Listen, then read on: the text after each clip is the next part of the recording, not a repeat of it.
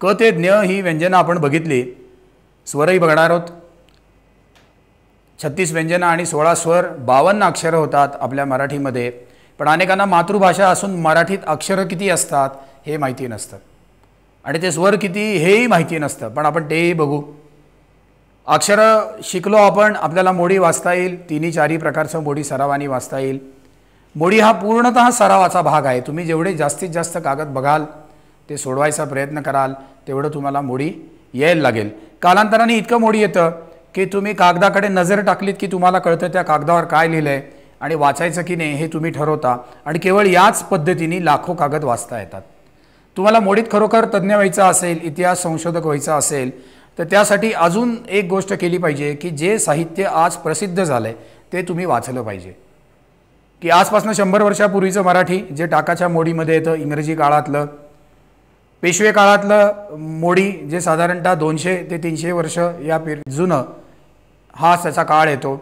शिवकालीन मोडी आणि शिवपूर्वकालीन मोडी याचं साहित्य जे जुन्या संशोधकांनी देवनागरीमध्ये लिहिलेलं आहे हे जेव्हा तुम्ही वाचाल तेव्हा त्यावेळची जी भाषा आहे ती तुमच्या डोक्यात बसेल आणि ती सगळी पत्र वाचणं सोपं जाईल.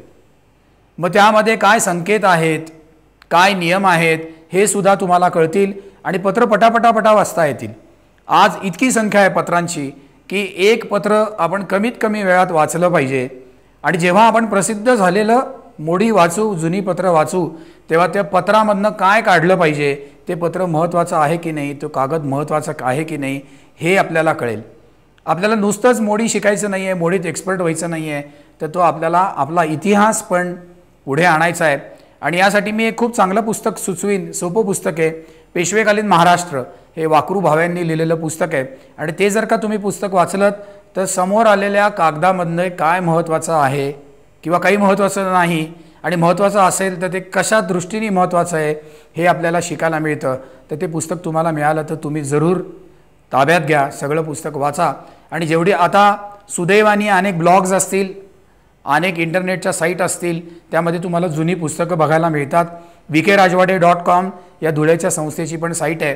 तिथं तुम्ही जास्तीत जास्त जे जुन्या संशोधकांनी प्रसिद्ध केले ते वाचा आणि त्यामुळे आपल्याला मोडी हे झरझर वाचता येतं.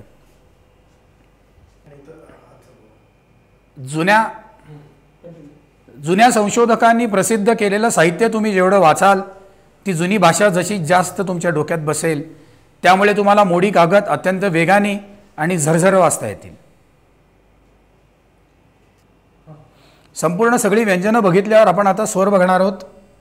स्वर कसे काढले जातात. हा आहे अ. आपण देवनागरीमध्ये थ काढतो तसा काहीसा आ आहे. अ आ. ई कशी आहे. आपण ख अक्षर शिकलो त्याला सुरुवात इकडनं होते आणि ईचा शेवट हा इकडं होतो. त्यावरनं सुद्धा आपल्याला ई लक्षात ठेवता येईल. दुसरी ई माहिती आहे, ऱ्हस्व आणि दीर्घ सारखं असतं त्यामुळे दोन्ही इकार सारखे येतात. ऊ कसा आहे तर ते असं काहीसं वर्तुळ आहे, तो आहे उकार. ऊ. परत अकार काढायचा, त्याला एक मात्रा द्यायची, तो झाला ए. आई. ओ. औ. अम. आणि शेवटी विसर्ग आहा. आता हे झाले 12 स्वर. हे 36 अधिक 12 48. अजून 4 स्वर राहिले, ते कुठले येतात.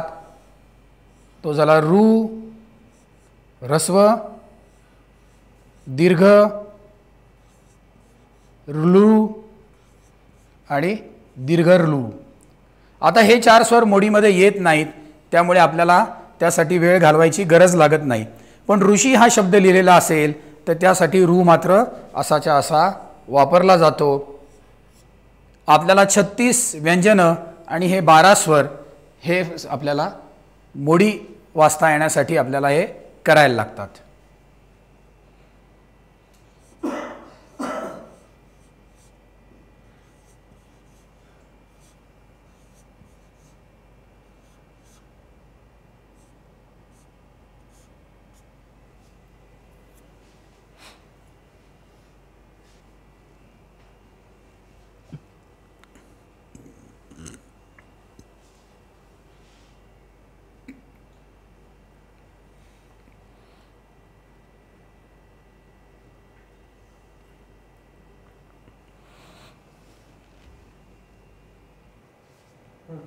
संपूर्ण 12 खडी आपण बघितली.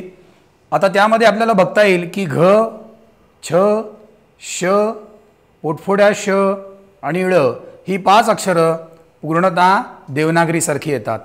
ण मध्ये एवढासाच फरक आहे, पण कागदपत्रांमध्ये सुद्धा आपल्याला ण असा आढळतो.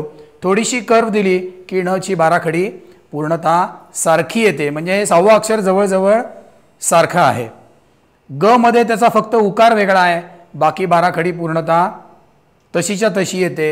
भ मध्ये त्याचा आकार वेगळा आहे, सगळी 12 खडी बाकी तशीच्या तशी येते. वाङ्मयमधला ग आणि च च ज ज य यातला य हा मोडीमध्ये येत नाही, त्यामुळे त्या 2 अक्षरांमध्ये सुद्धा आपल्याला वेळ घालवायला लागत नाही. त्यामुळे 34 पैकी ही 6 गेली, ती झाली 28, आणि यातली ही 2 गेली, ती झाली 26. आणि त्यात आपण अजून बघितलंय की ट मध्ये 1 डॉट दिला की तो ठ होतो, आणि ज आणि न यामध्ये फक्त पोकळ गाठ आणि भरीव गाठ एवढाच फरक असतो.